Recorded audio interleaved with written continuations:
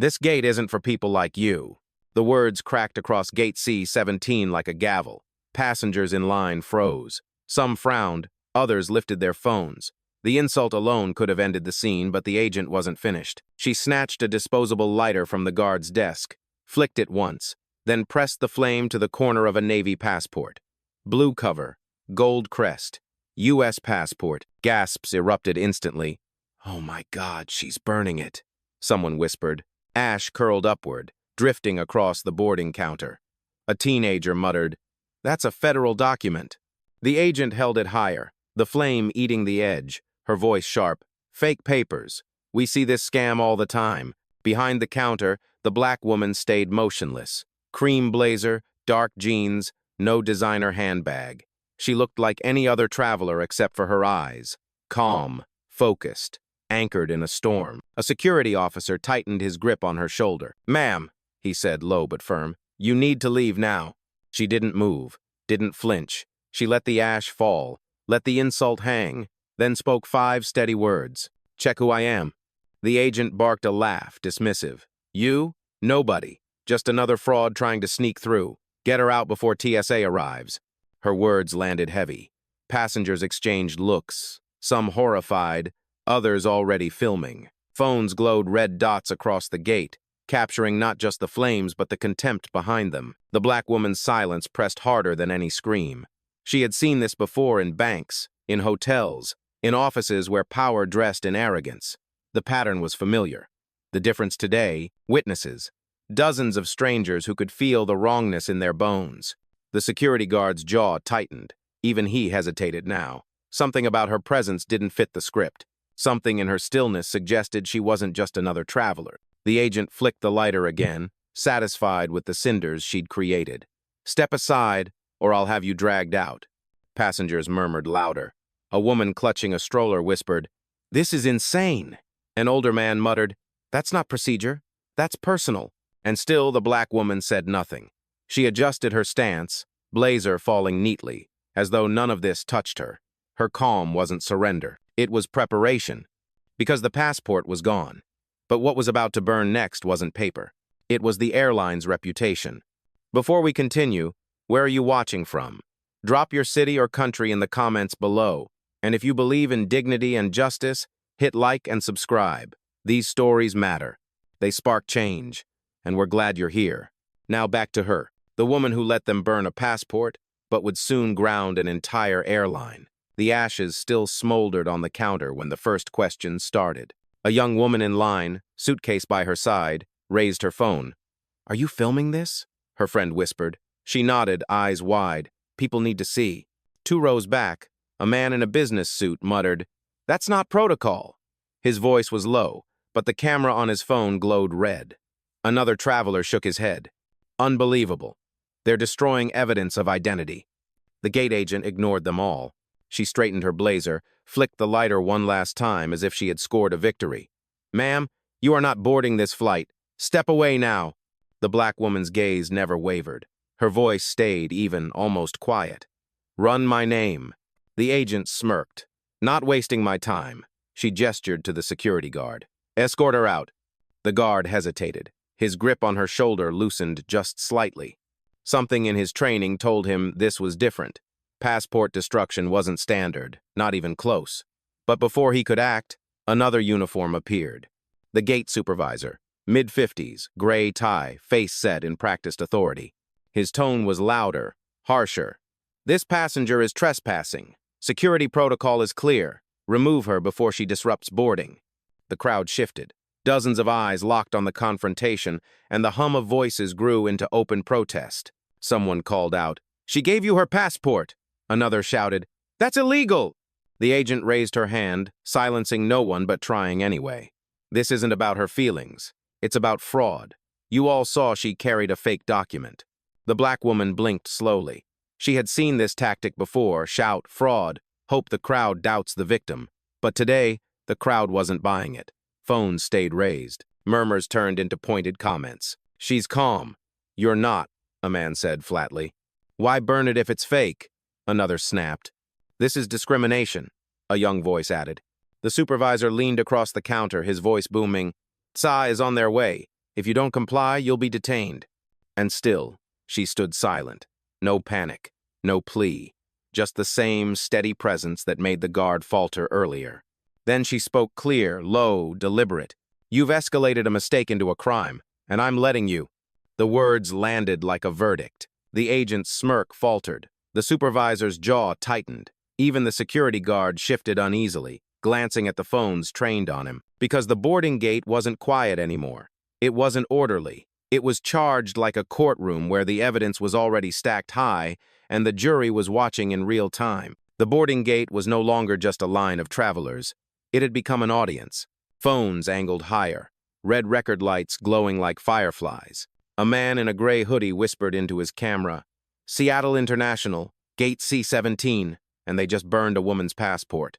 His live stream comments exploded faster than he could read them. Near the stanchions, a mother holding a stroller raised her voice. "You can't destroy federal documents. That's a crime." Her tone cracked but carried. Heads turned. The gate agent snapped back, her voice sharper than before. "Stay out of this. She's not a real passenger." That only fueled the crowd. A college student with a backpack muttered, "She's calmer than all of you," loud enough for his mic to catch it. Another passenger, older, arms crossed, added, "If it was fake, you'd confiscate it, not torch it." The security guard's stance wavered. His grip on the woman's shoulder loosened again.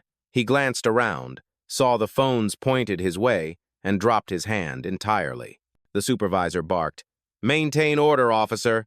But the guard stayed still, eyes lowered, like he'd just been put on trial with the rest. The black woman shifted her gaze across the crowd, not hurried, not pleading, simply acknowledging them, as if to say, "You see this. Remember it." The supervisor leaned closer, voice booming to cover his unease. "TSA will handle this. Until then, she's detained." That word detained landed like a hammer. Murmurs turned into a ripple of protest. Detained for what? "She's standing in line." "Oh, this is abuse." The gate agent raised her voice, desperate to reassert control. "Fraudulent travelers threaten safety. This is standard procedure."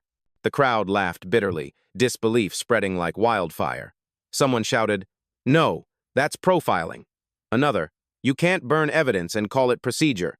The woman remained silent, but her silence wasn't empty, it was strategy.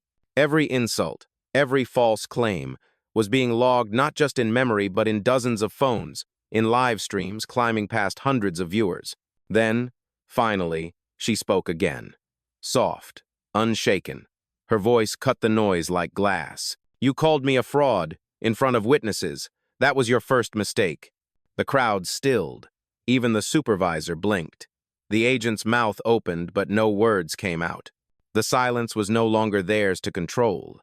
It belonged to her. And in that moment, standing calm in the center of Gate C17, she let the weight of their actions sink deeper, not into her, but into them, because the storm had already begun. The terminal noise pressed in like static announcements, blaring from distant gates, children fussing, luggage wheels rattling across tile. But inside Gate C17, everything funneled down to one scene, a woman standing still while others unraveled. The supervisor's voice rose above the crowd. "Ma'am, you are now detained under airport security policy. Sit down or be removed by force." His words were clipped, sharp, designed to project control. But his eyes flickered sideways at the rows of phones recording every syllable. The black woman didn't sit, didn't move. Her breathing was even, her posture unbroken. The only shift was her gaze, drifting calmly from the supervisor to the gate agent who had started it all. The agent's smirk faltered under that stare. She folded her arms, but her foot tapped against the floor, an unconscious tell. Passengers muttered louder. A man near the window asked, "How's she detained? For standing in line?" Another said, "She's been calmer than all of them." A chorus of quiet agreement rippled through the crowd. The security guard, still at her side, shifted uneasily. His radio crackled, TSA inbound, but he didn't reach for her again, not after feeling the weight of her stillness. The supervisor barked, "Officer, restrain her now." But the guard didn't move. His hesitation became its own act of resistance, one the passengers noticed immediately. Phones pivoted toward him, capturing his indecision. The black woman finally spoke, her tone steady, precise. "You've raised your voice. You've destroyed my passport. You've accused me without evidence, and yet I'm still standing. Ask yourself why. Oh. The words didn't rise in volume, but the silence that followed was deafening. The supervisor blinked, thrown off balance. You're obstructing operations, he muttered, but it sounded weaker now. The agent snapped back in louder. She's a fraud. She doesn't belong here. Her voice cracked, brittle where it had once been confident. The woman didn't flinch. She didn't even look at her. She simply folded her hands over the strap of her bag, calm as stone. That calm rattled more than any protest could have. It made the supervisor stammer. It made the agent overcompensate, shouting accusations that rang hollow. And it made the passengers lean closer, recording harder, whispering to one another. She's not breaking down. She's not scared. She's waiting for something. And she was. Because her silence wasn't emptiness. It was pressure. It was a countdown. The kind you don't hear until it hits zero. The silence broke from the back of the line. A young man in a hoodie, phone raised chest high, called out, "That's not how you treat a passenger. I've been recording since she handed you her passport." His voice wasn't loud, but it carried a spark in dry grass. The supervisor snapped his head around. "Sir, put that phone away. Filming in secure areas is prohibited." The man shook his head. "So is burning someone's ID." His live stream counter ticked upward on his screen, hundreds of viewers piling in. Near the strollers, the mother who had spoken earlier pushed forward. Her voice cracked with fury. "I saw her hand it to you. She gave you everything you asked, and you burned it." Her baby stirred, fussing at the rising tension, but she didn't back down. Passengers shifted, emboldened. A college student with a backpack chimed in. "I checked the State Department site last week. Passports are federal property. What you just did is destruction of government documents. That's not policy, that's criminal." The gate agent's smirk collapsed into a scowl. "None of you know the rules. Stay out of this." But the crowd wasn't staying out anymore. The line had blurred. They weren't just passengers waiting to board. They were witnesses now, active and vocal. An older man in a suit lowered his phone and said flatly, "I'm an attorney. If TSA comes, I'll give them my statement. This is unlawful." His words struck like a gavel. The supervisor tried to regain control, raising his arms for calm. "Everyone step back. This matter is being handled." But the words rang hollow. The room's energy had shifted. The black woman remained steady in the center, saying nothing, letting the voices of strangers surround her like a shield. Her silence amplified theirs, and their outrage amplified her silence. The security guard glanced at her, then at the crowd. His jaw worked, conflicted. Finally, he muttered under his breath, "This doesn't feel right." The agent heard him. "Officer, do your job," she snapped, panic creeping into her tone. But before he could respond, another voice cut through, shaky but strong. A young flight attendant trainee, barely in uniform, stepped forward from the gate desk. Her badge was crooked, her hands trembling, but her words were clear. "I saw her name on the manifest this morning. She's a confirmed passenger." The room gasped. The agent's face drained. "You stay out of this," she hissed, but it was too late. The truth was out, and it was catching fire faster than any lighter could. The passengers erupted, voices overlapping. "She belongs here." "You can't erase that." "Let her board." The balance had shifted. What began as a spectacle was now an uprising, and the gate, once a place of order, had become a stage where silence, witnesses, and truth were rewriting the script in real time. The supervisor's face turned crimson. His voice cut the air like a blade. "Enough. She is not a legitimate passenger. She is an intruder. And if you people keep interfering, you'll be removed too." The words ricocheted through Gate C17. For a moment, the crowd hushed not in agreement, but in disbelief. The gate agent seized the pause, leaning forward across the counter. Her voice dripped venom. "Look at her. Dressed down. No status tags. No loyalty miles. You really think someone like her belongs in international business class? Wake up." Gasps followed. Passengers looked from her scornful face to the calm figure at the center. The contrast was electric, one unraveling, one unshaken. The black woman still didn't move. She clasped her hands lightly in front of her bag. The blazer on her shoulders caught the fluorescent light, cream against the gray chaos around her. A teenage boy whispered to his mother, "Why do they keep saying someone like her?" His mother squeezed his hand but didn't answer. She didn't have to. Everyone heard the subtext. The supervisor pounded the counter with his palm. TSA will handle this, and when they do, you'll all see she was trying to bypass federal law. A man in line shouted back, "Federal law? You're the one who burned her passport." The crowd murmured louder, support swelling like a tide. The agent snapped, louder now, desperate. "She's a fraud. People like her always find ways to cheat the system. We're protecting real travelers here." The words cracked like a whip. Phones caught every syllable, and the damage wasn't falling on the woman, it was falling on them. The young flight attendant trainee trembled but spoke again. "She's on the manifest. I saw her name with my own eyes." The supervisor rounded on her, furious. "You're out of line. Speak again and you'll lose your job." Passengers erupted. "Threatening staff now?" someone yelled. "She's telling the truth," another added. The black woman lifted her chin, finally breaking her silence. Her voice was soft but carried to every corner. "You burned my proof. Now your words are all that's left, and the world is listening." The crowd stilled. The agent swallowed hard. The supervisor's jaw twitched. Because it was true, dozens of witnesses, dozens of cameras, and every insult, every order, every hateful phrase, they had all been captured in real time. The boarding gate no longer felt like a checkpoint. It felt like a courtroom, and the verdict was writing itself. The announcement board flickered above, calling another flight, but Gate C17 was frozen in its own storm. The supervisor's voice cracked like thunder. "Officer, remove her now." The security guard hesitated, sweat glistening at his temple. His eyes darted from the supervisor to the crowd, to the countless phones pointed like spotlights. For a heartbeat, he didn't move. Then the gate agent shoved past him. Her nails dug into the black woman's arm as she hissed, "You don't belong here, and you never will." Gasps erupted. The stroller mother screamed, "Don't touch her!" The young trainee stepped forward, hands shaking. "Stop! She's valid!" But the agent's grip only tightened. She yanked the woman's boarding bag, trying to drag it from her hand. "Fraudulent travelers don't get luggage privileges either," she spat, holding it aloft like stolen property. Phones zoomed in, capturing every cruel second. A man in the crowd shouted, "That's theft." Another added, "You just crossed the line." The black woman's body swayed with the force but didn't resist. Her eyes stayed level, locked not on the agent's rage but on the dozens of witnesses holding truth in their hands. Then, from the side corridor, 2 TSA officers appeared, dark uniforms, radios buzzing. The supervisor exhaled in relief, as if salvation had arrived. "Officers," he barked, "detain her immediately. She's attempting to travel on fraudulent documents." The TSA officers glanced at each other, then at the crowd. Phones rose higher. Voices shouted louder. "She had a passport. They burned it. We've got it on video."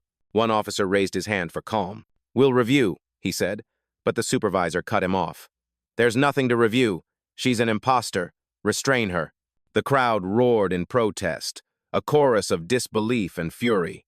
The young trainee nearly cried out, "Her name's on the manifest!" Still, the gate agent sneered, holding up the woman's bag like a trophy. "This is what happens when you try to cheat your way into first class." That was the breaking point. The black woman finally spoke, voice steady, cutting through every shout, every insult, every lie. "You've stolen my documents. You've laid hands on me. And now you're parading my property like evidence. Every second of this will be answered for." Her words landed heavy, undeniable. And the crowd, no longer just witnesses, rose into open. The boarding gate W. It was on the brink of eruption. The air at Gate C17 vibrated with noise, shouts, protests, the tinny crackle of TSA radios. But at the center, the black woman remained composed, her calm sharper than any command. She reached slowly into her blazer pocket. The crowd tensed, phones zoomed closer, the gate agent scoffed. "What now? A fake card?" Instead, the woman lifted a sleek black phone. No hesitation, no rush. She pressed one button, raised it to her ear. Her voice stayed even, unshaken. "Activate Protocol 7. The words landed like code. The agent blinked, confused. The supervisor sneered. "More games?" But the TSA officers exchanged a glance. Protocol 7 wasn't a phrase they heard from passengers. It was internal, official. On the other end, a crisp voice answered instantly. "Confirmed. FAA oversight engaged. Logging time, stamp at 1842. The woman's eyes flicked toward the burning counter, the scattered ashes of her passport. Document destruction, Gate C17. Full witness record. Logged, the voice replied. Systems are live. Board review already notified. The gate agent paled. Who the hell are you calling? The woman lowered the phone just enough for her words to cut clean across the crowd. Someone who outranks every single one of you. Murmurs swept the line. The live stream comments spiked. The trainee flight attendant's eyes widened, whispering, She's not just a passenger. The supervisor slammed his fist against the counter. This is nonsense! Officers, confiscate that phone! Oh, but the TSA men didn't move. One of them raised his hand calmly, eyes locked on the woman. Repeat what you just said, he asked. She did. Clear, slow, deliberate. This is a federal violation, and the FAA is listening. The crowd gasped. The words FAA hit like thunder. A man in the back muttered, Wait, the FAA? That's the Federal Aviation Administration. His voice trailed off into disbelief. The agent tried to laugh, but it cracked halfway. You expect us to believe you can call the FAA like they're your personal assistants? The woman didn't bother to answer.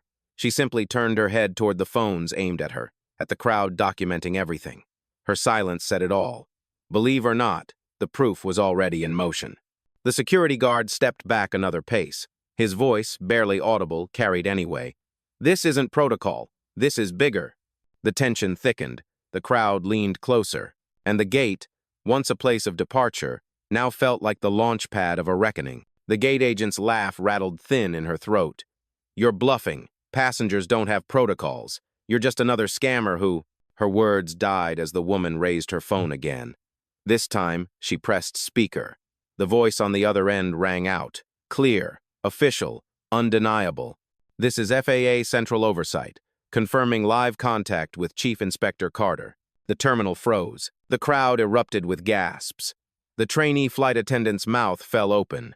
The TSA officers straightened immediately, their posture snapping to attention. Chief, Inspector, FAA. The gate agent staggered a step back. Wait, what? The woman finally moved one steady step forward. She stood taller now, her calm no longer just resilience but authority. Her voice carried to every corner of Gate C17. You burned a United States passport, in front of witnesses, and you did it to the Chief Inspector of the Federal Aviation Administration. Phones shook as passengers tried to capture every angle. A man muttered to his camera, Oh my God, she's FAA. She's the one who regulates them. The supervisor's face drained of color. This is a mistake, he stammered. We didn't know. The woman cut him off, her voice sharp, controlled. Ignorance is not a defense. You didn't need to know who I was to treat me with dignity. The agent's knees buckled slightly. She clutched the counter as if it might hold her upright. You can't be serious. You're lying. But the phone on speaker betrayed her. The voice returned. Inspector Carter, the board is aware of the incident. Video feeds are already streaming to our review team. Enforcement teams are en route to the terminal. Passengers gasped again. The live stream chat exploded. Someone shouted from the back, We're all witnesses! We saw it happen! Oh. The TSA officers moved forward not toward the woman, but toward the supervisor and the gate agent. One officer said flatly, Step back from her. Now. The reversal was instant. Authority had shifted. The abusers were cornered, their own power crumbling under the weight of revelation. The woman, Chief Inspector Carter, stood motionless in the storm she had allowed to build. Her silence wasn't submission. It had been strategy. And now, with one title, the entire script flipped. She turned slightly, her eyes sweeping the passengers. The witnesses who had spoken, filmed, stood with her. For the first time, a hint of steel-soft gratitude flickered in her expression. Then she faced the agent once more. Calm, certain, final. You said I don't belong, but this terminal, this airline, this airspace, you answer to me. And with those words, Gate C17 fell into stunned, irreversible silence. The silence lasted only a breath, then the collapse began. The gate agent stumbled backward, her hand still clinging to the black woman's boarding bag. She let it drop to the floor with a hollow thud, as if it had suddenly turned radioactive. Her lips trembled. I didn't know. I swear I didn't. But the passengers weren't buying it. Phones zoomed closer. A woman's voice rang clear. "You knew enough to burn her passport." The supervisor's chest heaved. His tie was crooked, sweat bleeding through his collar. He turned desperately to the TSA officers. "This is all a misunderstanding. We can resolve it quietly." One officer cut him off cold. "Step away from the counter, sir. You're compromising federal oversight." The security guard who had first grabbed the woman's arm looked like stone had settled in his stomach. He muttered to himself, "Chief Inspector, I almost dragged her out." His hands shook visibly as he tucked them behind his back, no longer daring to move. The passengers erupted not in panic, but in something roar, applause. A slow ripple at first, then louder, until Gate C17 roared with clapping, cheering, voices overlapping. She stood calm the whole time. "You burned the passport of the FAA chief. Justice right here, right now." The young trainee flight attendant's eyes brimmed with tears. She stood taller, her voice clear for the first time. "I told you she was real. I told you." The agent shook her head, her voice cracking. "Please, you have to believe me. It wasn't personal, I thought." Her excuses drowned under the rising tide of noise. Live streams rolled, comments flooding in faster than passengers could refresh. This is history. This is justice. The supervisor tried one last time, voice shrill now. "Passengers, calm down. This is a federal security matter." But his words were swallowed by the chorus. Phones were everywhere, every angle, every face. There was no quiet resolution. Not tonight. The woman, Chief Inspector Carter, remained silent, letting the chaos swirl around her. The weight of truth was no longer hers to prove. It was theirs to bear. She looked once at the agent, then at the supervisor, then at the trembling guard. No words, no theatrics. Just the steady gaze of someone who knew exactly what came next, because their collapse wasn't the end. It was the prelude to judgment. The clapping and shouts faded only when she lifted her phone again.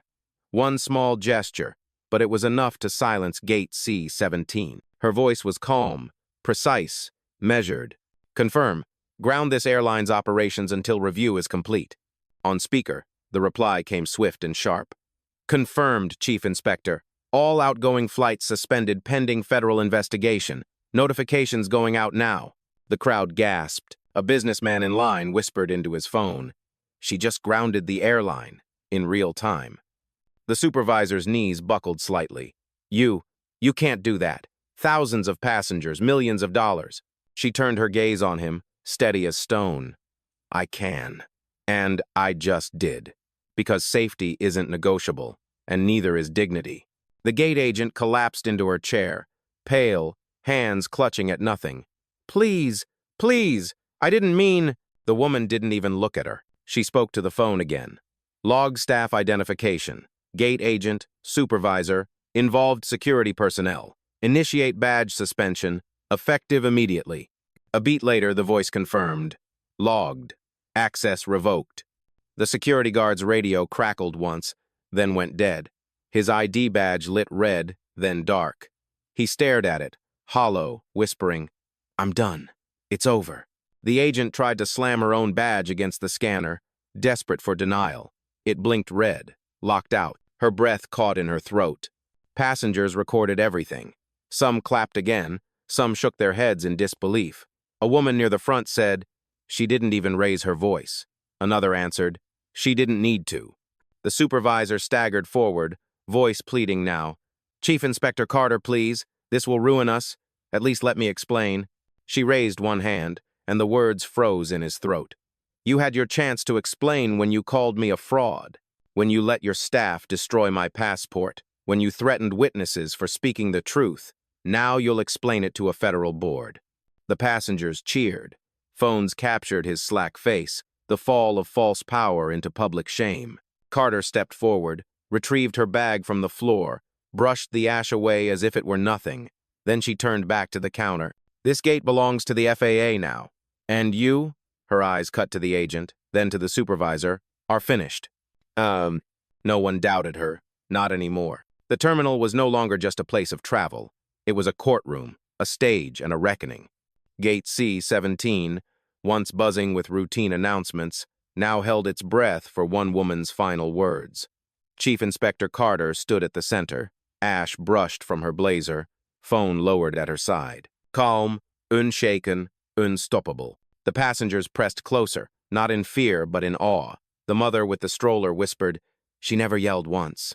The trainee flight attendant whispered back, "That's power." The supervisor tried to salvage a shred of authority. His voice cracked, pleading, "Chief Inspector, perhaps we can reconsider." She cut him off with a glance so sharp it felt like a sentence.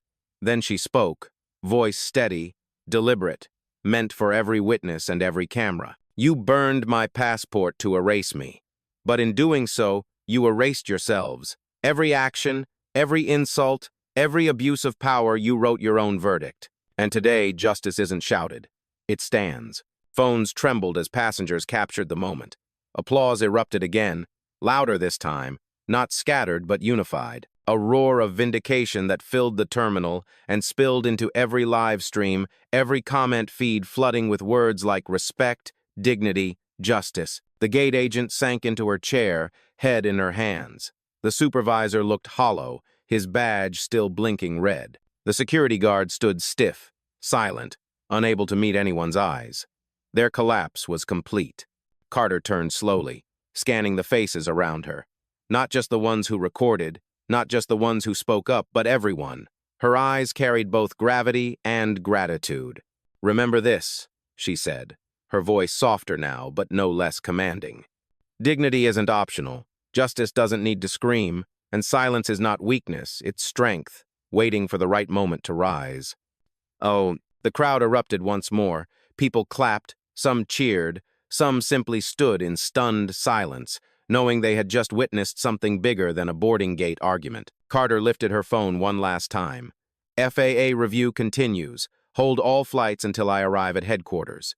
The voice on the other end confirmed. With that, she slipped the phone back into her blazer pocket. Then she picked up her bag, adjusted the strap, and walked forward. The passengers parted instinctively, creating a clear aisle for her. Phones followed, eyes followed, respect followed. No guards, no escorts, no hesitation. Just a black woman, once humiliated, now revealed as the highest authority in the sky, leaving behind a silent terminal, an airline frozen, and a crowd forever changed. And as she disappeared past the gate doors, one final truth lingered in the air. Power doesn't always roar. Sometimes it simply stands and the world moves around it.